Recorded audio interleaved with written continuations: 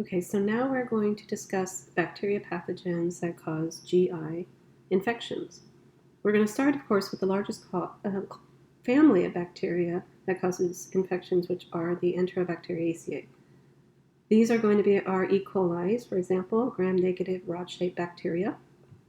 Some are going to be part of our normal flora. They are going to be facultative, so they can grow with or without oxygen, so aerobic and anaerobic. They're going to be usually associated with watery diarrhea, with exceptions. Sometimes they're going to be invasive, and some are going to contain toxins, so they can cause dysentery or bloody diarrhea. Now, they are going to often, or not often, but some can spread in the blood and cause endotoxin shock. Remember, they have LPS. And so an infection with a gram-negative bacteria, shock should always be a consideration. So our categories of E. coli are our enterotoxigenic E. coli. And so this is going to have heat-stable toxins. And so this is up to about 100 degrees. That is going to be stable at. And then this is going to be a cause of traveler's diarrhea.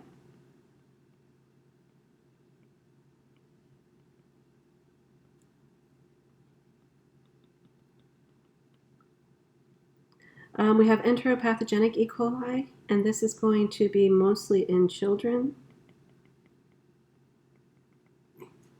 And this is associated with attachment and effacement of your intestinal lining.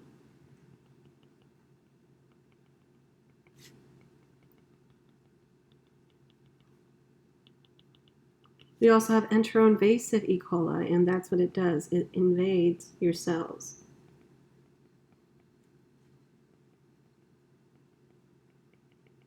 Your epithelial cells. And this is going to cause severe diarrhea similar to Shigella.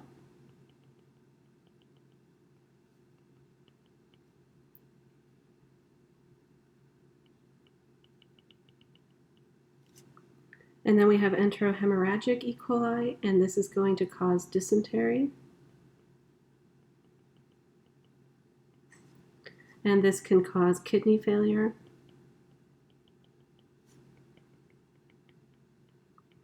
And this has Shiga toxin. And we have enteroaggressive, and this is also going to cause traveler's diarrhea less often than our enterotoxigenic.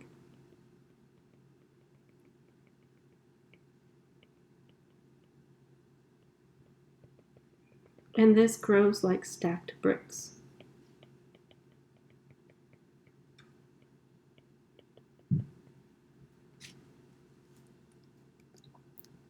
Now, these E. coli obviously are going to cause infections in different areas of the world. And so you're going to have some that are going to have toxins. Some are going to have a lesion or colonization. And you're going to have different diseases. Now, a common E. coli, so this would be something like our normal flora E. coli, has at least a hemolysin. And this is going to lead to inflammatory response. And so this is considered opportunistic. Again, when our normal flora E. coli are in our colon, that's okay, but and they get in other areas of our body, our urinary tract, or fecal oral, they get into our small intestine, they can cause some discomfort and disease. Now, we do have some toxins associated with our enterotoxigenic E. coli and our enterohemorrhagic E. coli. The Shiga toxin is far more potent than our heat-stable and heat-label toxin of enterotoxigenic. And so Shiga toxin is the one that's going to cause our bloody diarrhea and can cause kidney failure if the infection is too much. And then we have the others that are going to cause, they don't have a toxin associated with them, but they can lead to lesions. So enteropathogenic E. coli is going to cause effacement of the small intestine. We have entero-invasive E. coli that's going to actually invade your cells, and this can cause inflammation because you're getting an actual infection. And then we have entero-aggregated, which forms those bricks, and you can have a biofilm that forms with that one. And so for our diseases, we have watery diarrhea associated with many, a mucus watery diarrhea for our entero-aggregated, and then we have bloody diarrhea, dysentery for our entero-invasive because it's damaging your actual cells, or our enterohemorrhagic E. coli. Now for treatment of E. coli, you're going to have supportive, and that's going to be for all of them. So fluids, maintaining electrolytes. Enterohemorrhagic E. coli can lead to dialysis or kidney transplant.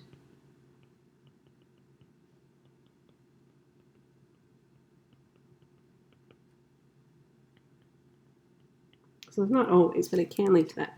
So it's a very severe infectious. Now, some of our other bacteria in this category are Shigella. So Shigella has 4 different species. All are going to have Shiga toxin.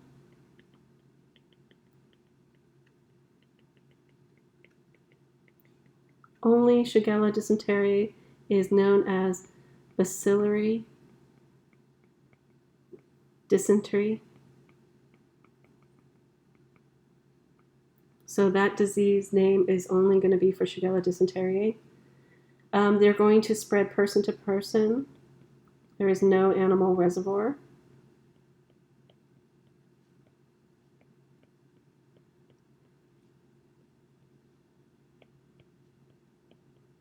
So chronic human carriers can spread this disease.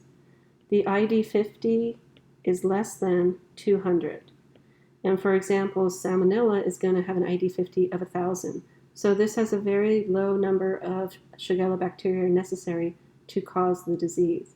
And it's been known that at least 10 to 20 bacteria can cause an infection.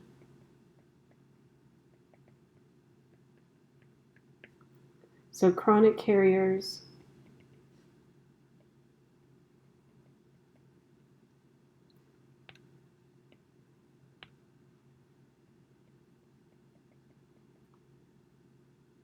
can be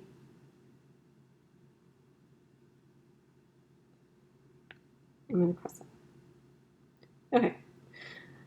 Shigellosis. So shigellosis is going to be, again, a bacteria, and this is going to invade your apical surface that's facing your lumen of your gut. And then this is going to travel through our basolateral surfaces, so it can go from cell to cell to cell, and then it's going to form an abscess. Now, sometimes this can disseminate into the blood.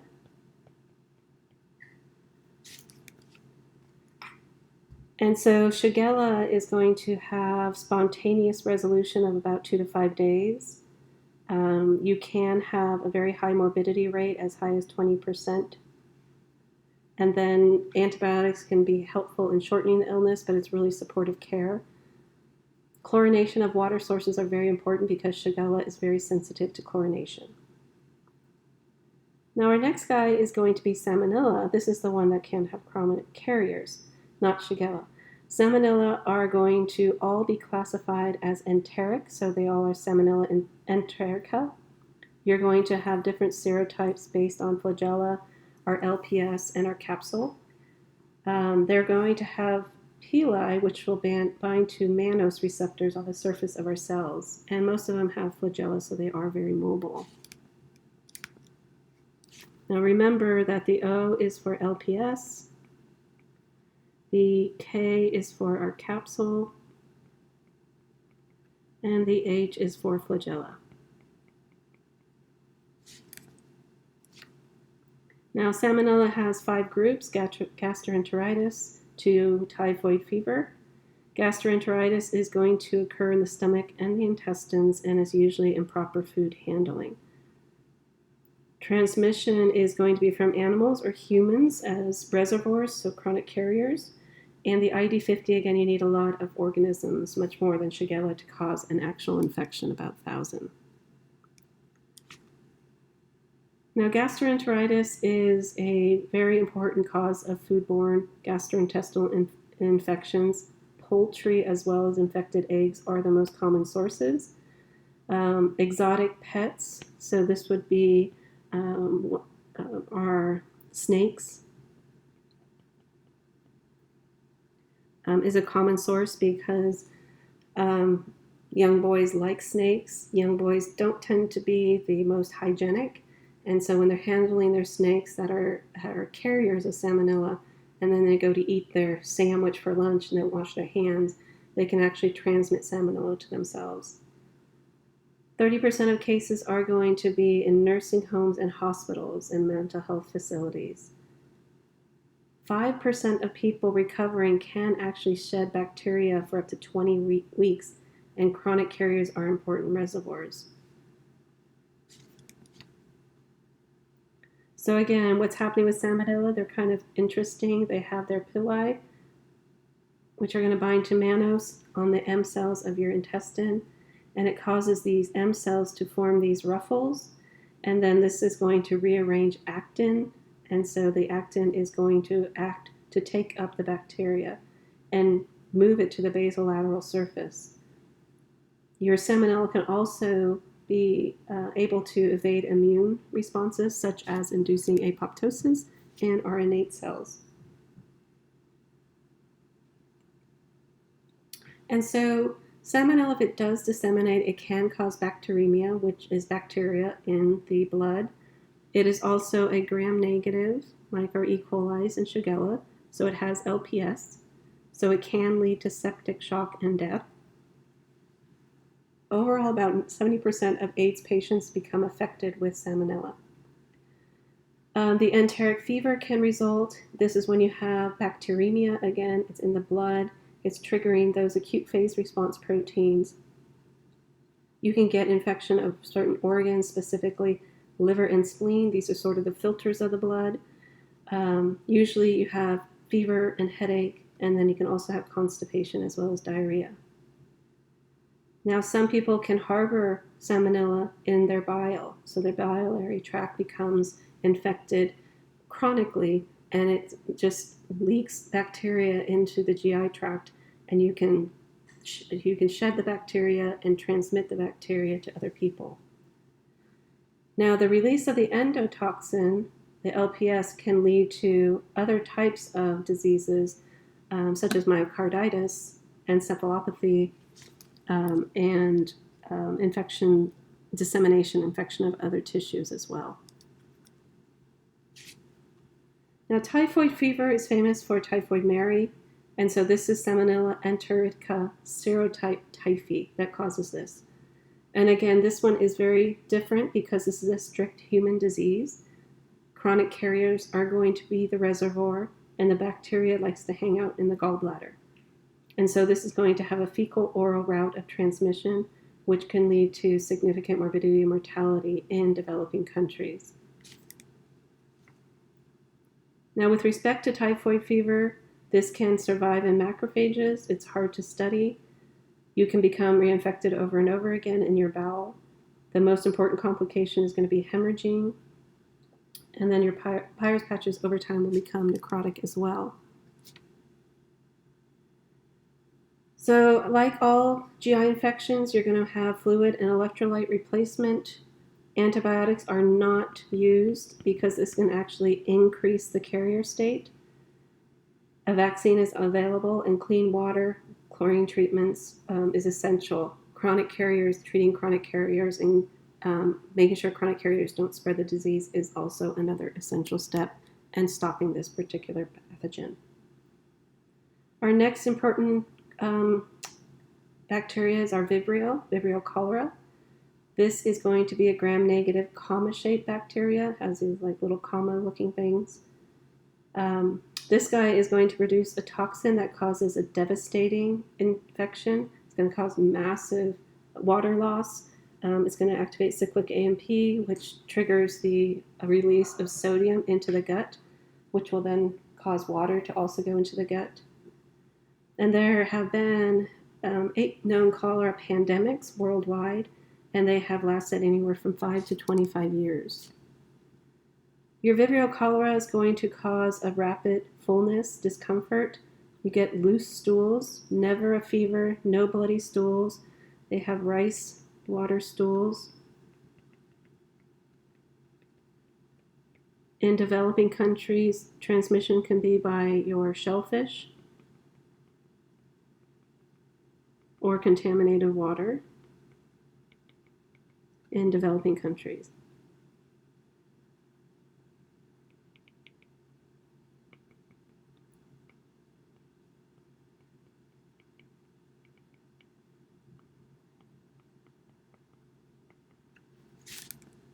Now, the treatment of cholera is going to be liquid replacement, and tetracycline can shorten the duration of your diarrhea and liquid loss.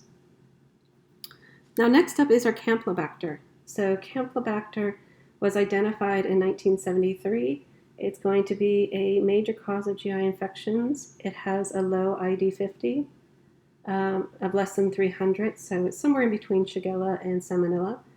The primary reservoir is going to be animals, and the common source for humans is going to be our undercooked poultry, contaminated water, or unpasteurized milk. Now, Campylobacter is going to be through oral ingestion of the microbe. It's going to colonize your intestine. It likes to enter the cells and can do this via endocytosis. It's going to produce a lethal distenting cytotoxin. This is going to basically stop your cells that it invaded for dividing. It's going to lead to diarrhea and cytoplasm increases. The illness takes time, so this is a colonization. This is not an intoxication, about 7 days post-ingestion. And you're going to have abdominal pain, so it's going to mimic an appendicitis. And then after you get the first symptoms, you're going to have dysentery stools with blood and mucus and pus associated with it. There is an association with Campylobacter and Guillain-Barré syndrome. About 40% of patients with this syndrome have Campylobacter infections, although it is not known if it causes it or is this a correlation but not causation.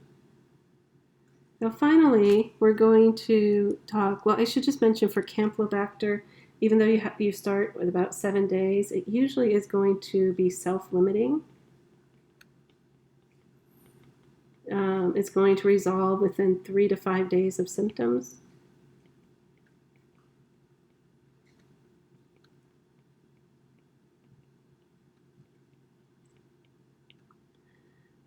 And it can last up to a few weeks for severe infections.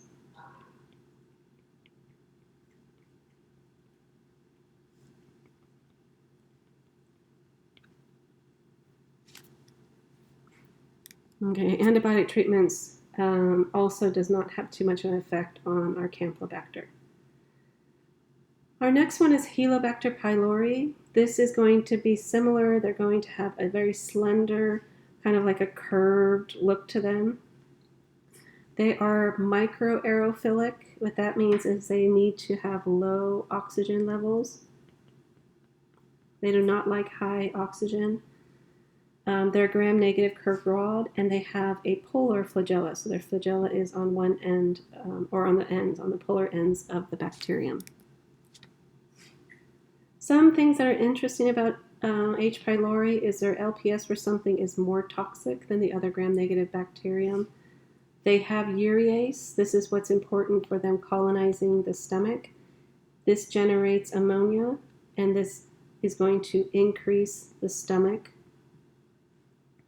pH around them, so they create a alkaline